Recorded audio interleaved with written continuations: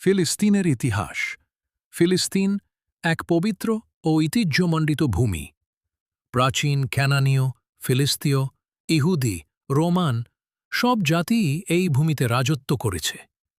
438 খ্রিস্টাব্দে ইসলামের আলোয় ফিলিস্তিন মুক্ত হয়। খলিফা উমর রাদিয়াল্লাহু আনহু আল আকসার চাবি গ্রহণ করেন। এরপর হাজার বছর মুসলিম শাসনে শান্তি ছিল।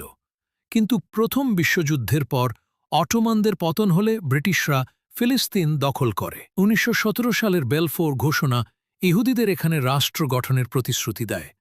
ফলে ইউরোপ থেকে হাজার হাজার ইহুদি এসে ফিলিস্তিনের জমি দখল করতে শুরু করে। স্থানীয় আরবরা ক্ষুব্ধ হয়, সংঘর্ষ শুরু হয়। 1948 সালে ইসরায়েল রাষ্ট্র ঘোষণা করা হয়। সেই দিনই শুরু হয় নাকবা, অর্থাৎ মহাবিপর্যয়। 7 লাখেরও বেশি ফিলিস্তিনি নিজেদের ঘরবাড়ি ছেড়ে উদ্বাস্তু হয়।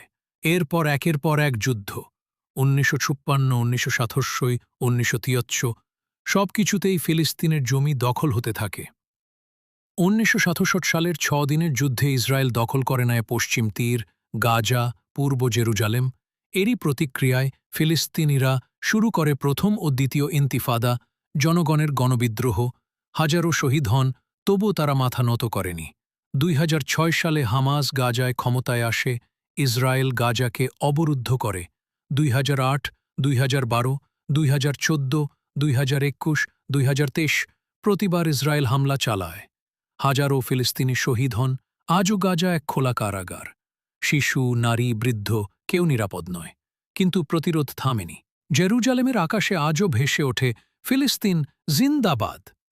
বিশ্ববাসী আজ বুঝতে শুরু করেছে, এ লড়াই কেবল জমির নয়,